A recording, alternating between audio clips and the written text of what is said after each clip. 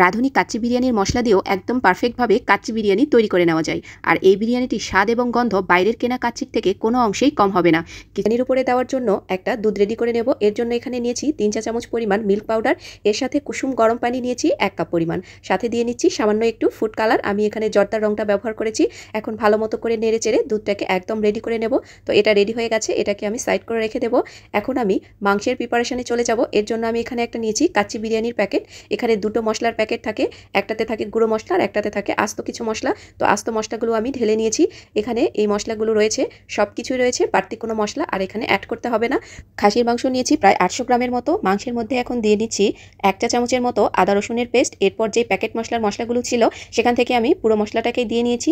এরপর গুঁড়ো মশলা থেকে আমি 2 টেবিল চামচ পরিমাণ মশলা এখানে দিয়ে নেব আর বাকিটা রেখে দেবো। এটা আমি পরবর্তীতে কোনো বিরিয়ানি রান্নার সময় ব্যবহার করতে পারবো। তো এখন আমি নিয়ে নিচ্ছি 1/2 কাপ পরিমাণ টক দই, সাথে কাজু বাদাম বাটা 1/2 কাপ পরিমাণ, সামান্য একটু পানি দিয়ে বাদামটাকে বেটে নিয়েছি। এরপর লবণ দিয়েছি প্রায় 1 চামচের থেকে একটু কম। এরপর আমি দিয়ে নেব পেঁয়াজ বেরেস্তা। আমি এখানে বেশ কিছু পেঁয়াজ বেরেস্তা আগে করে রেখেছিলাম। এখান থেকে আমি 1 কাপের মতো পেঁয়াজ বেরেস্তা মাংসের মধ্যে দিয়ে নেব, বাকিটা রেখে দেব, পরবর্তীতে এটা আমি ব্যবহার করব। এর সাথে দিয়ে নিচ্ছি প্রায় 1/2 কাপ পরিমাণ তেল, এর সাথে দিয়ে নিচ্ছি 1 টেবিল চামচ পরিমাণ সয়া সস আর 1 টেবিল চামচ পরিমাণ গোলাপ জল। তো সবগুলো দেওয়া হয়ে গেছে। এরপর সবার লাস্টে দিয়ে নিচ্ছি ঘি। তবে কাচ্চি বিরিয়ানি পুরো রান্নাটা ঘি দিয়ে করলে অনেক বেশি টেস্ট হয়, তবে আমি একটু পরিমাণ ঘি দিয়েছি, প্রায় 1.5 টেবিল চামচ পরিমাণ ঘি। এরপর মাংসগুলোকে ভালো করে হাত দিয়ে একটু মাখিয়ে নিতে হবে। তো এগুলো মাখিয়ে নেওয়া হয়ে গেছে। আমি এগুলোকে আর ম্যারিনেশন করে রেখে দেবো না, এগুলো আমি এখনই রান্না করে নেব। তো আলুটাকে রেডি করে নেব। এখানে আমি 6টির মতো আলু নিয়েছি, এর সাথে সামান্য একটু অরেঞ্জ ফুড কালার দিয়ে নিয়েছি। এখন আলুগুলোকে মেখে নেব। আর এই আলুগুলোকে আমি ভেজে নেব না, কাঁচা অবস্থাতেই আজকে কাচ্চিতে ব্যবহার করব।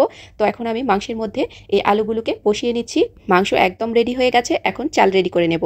আমি এখানে 1/2 কেজির মতো চাল নিয়েছি, আপনারা চাইলে এর থেকে একটু কমও নিতে পারেন। তো আমি একটু বেশি নিয়েছি। তো চালটাকে ভালো করে পানি দিয়ে ধুয়ে নিয়েছি। এখন এটাকে 10 মিনিটের জন্য ভিজিয়ে রেখে দেব। তো চুলায় আমি একটা বড় প্যানে কিছুটা পানি গরম করতে বসিয়েছি। এর সাথে এখন যে শাহি জিরা আর কিছু মশলা আমি রেখেছিলাম এটা পুরোটাই এখানে ঢেলে দিয়েছি। তো এই মশলাগুলো কিন্তু এই প্যাকেটের মধ্যেই ছিল।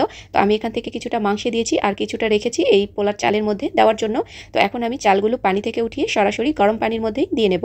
তো চাল দেওয়ার সাথে সাথে একটু নাড়াচাড়া করে নিতে হবে, না হলে দেখা যাচ্ছে যে চাল দেওয়ার সাথে সাথে তলাতে লেগে যেতে পারে। তো নাড়াচাড়া করে নিয়ে চালের জন্য আমি এখানে প্রায় 1 চা চামচ থেকে একটু বেশি লবণ দিয়ে নিয়েছি।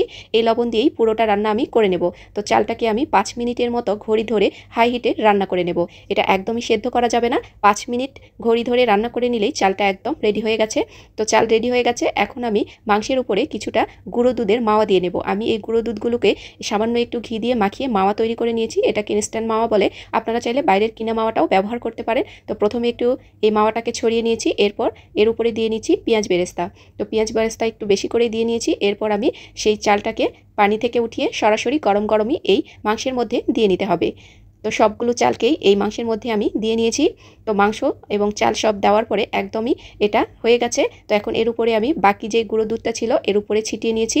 এরপর দিয়ে দেব পেঁয়াজ বেরেস্তা। তো সব কিছু একদম পারফেক্টভাবে রেডি হয়ে গেছে। এখন এর উপরে যে দুধটা তৈরি করে রেখেছিলাম, এখন পুরো দুধটাকে চারিদিক থেকে ছড়িয়ে দেব। তো দেখে বুঝতে পারছেন আমি কাজটা কিভাবে করছি। তো একদম এটা তৈরি হয়ে গেছে।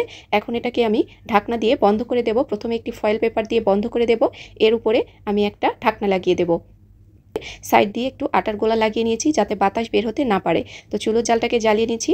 প্রথমেই দেখুন চুলোর জালটা হাই হিটে করে 10 মিনিট রান্না করে নিতে হবে, একদম ঘড়ি ধরে। 10 মিনিট বাদে চুলোর জালটাকে একদমই লো করে দিয়ে একদম 1 ঘন্টা 40 মিনিট এই কাচ্চিটাকে রান্না করে নিতে হবে। তো আমি 1 ঘন্টা 40 মিনিট বাদে ফিরে এসেছি আর কাচ্চিটা কিন্তু একদমই তৈরি হয়ে গেছে। এখন আমি এটা ঢাকনা খুলে দেখিয়ে দিচ্ছি। দেখুন কালারটাও কিন্তু অনেক সুন্দর এসেছে আর কাচ্চিটা একদমই ঝরঝরেভাবে তৈরি হয়ে গেছে আর সব কিছুই একদমই পারফেক্টভাবে কুকও হয়ে গেছে। আর এই কাচ্চি খোলার সাথে সাথে পুরো বাড়ি গন্ধে মম করছে। একদমই পারফেক্টভাবে তৈরি হয়ে গেছে মজাদার একটি কাচ্চি বিরিয়ানি।